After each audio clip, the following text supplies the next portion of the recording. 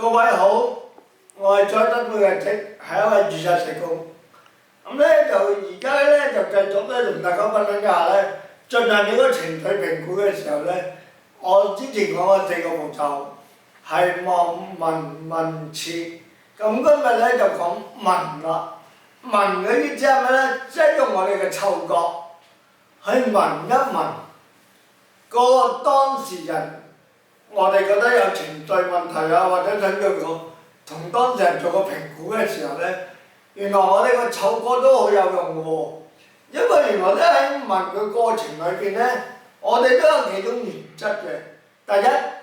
就係你要友善咁樣去接觸對方啦。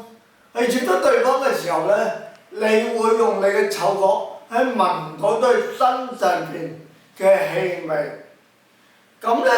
認真去聞嘅時候咧，我哋會用到對個氣味咧，可以攞到好多實際嘅資料嘅。陣間我會講一講係攞到咩資料。咁最緊要就係一個原則，就係你要接受對方有呢種氣味先。即係如果我哋自己都覺得好抗拒啊，營造出一啲咧拒絕啊或者唔好嘅反應嘅時候咧，就會觸動到對方㗎啦。咁所以記住，當喺做呢個情緒評估嘅過程之中咧，聞係好緊要嘅。但係我哋要聞得嚟咧，同對方可能有個比較親密少少嘅接觸。咁但係咧係大家要需要自然嘅。當然啦，我為咗你真係索個鼻咁樣啦，咁好自然裏邊咧你同對方嘅交往裏邊咧，你已經可以聞到對方一啲嘅氣味。咁而最後咧，我哋就利用呢啲氣味咧，去分析翻一啲嘅原因同埋由來。呢種氣味係俾到我哋啲咩意思咧？對方點解有呢種氣味咧？同埋呢種氣味對於對方個精神健康又有啲乜嘢嘅反應啊？或者係有啲乜嘢嘅蛛絲馬跡可以俾到我哋咧？其實原來氣味，一個人嘅氣味裏邊係可以反映到好多資料俾我哋嘅喎。舉個例，我哋有5個咧唔同嘅資料啊可以攞到嘅。第一個就係當事人嘅健康狀況啦，佢嘅身體嘅氣味，如果都係一啲比較特殊啲啊、強烈啲嘅氣味，可能俾到你係佢覺得唔舒服，就要用一啲藥油去治理個身體，咁你知道佢係唔舒服，或者係佢已經喺個精神狀態裏邊已經唔能夠處理到佢日常嗰個清潔㗎啦，而令到佢身體有一種氣味，甚至乎有一啲嘅環境裏邊咧，佢有一啲事件咧，個人啊，因為個精神狀態唔好咧，都會發出一啲唔同或者特殊嘅氣味。咁好啦，當我哋聞到一啲特別嘅氣味嘅時候咧，我哋就可以知道嗰個人嗰個健康狀況去到邊度啦。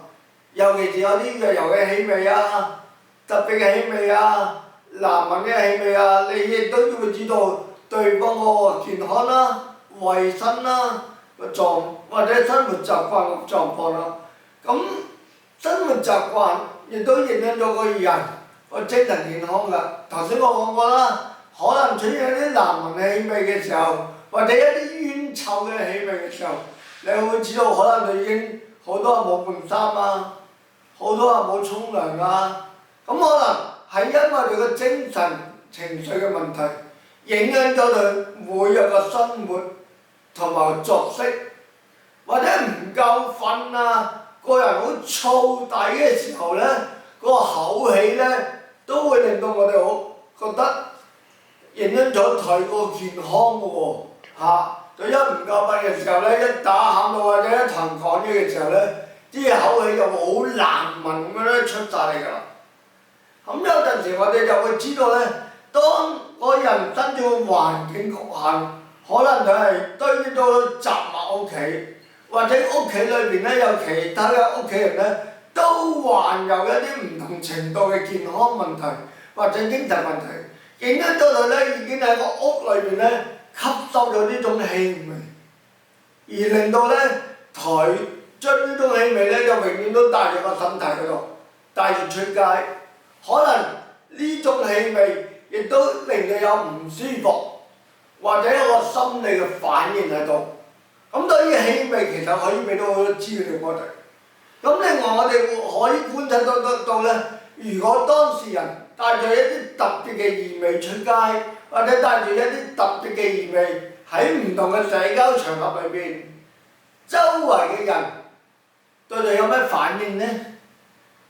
對嗰周圍嘅人個接納程度又去到邊一度呢？咁所以咧，就從呢啲嘅例子裏邊咧，我哋可以睇到咧，可能周圍嘅人對當事人都因為佢嘅特別嘅氣味而有一種反應，而令到佢哋對當事人個接納嘅程度啊，或者大家可以進一步接觸嘅程度啊，或者係大家關係咧會更加疏離嘅。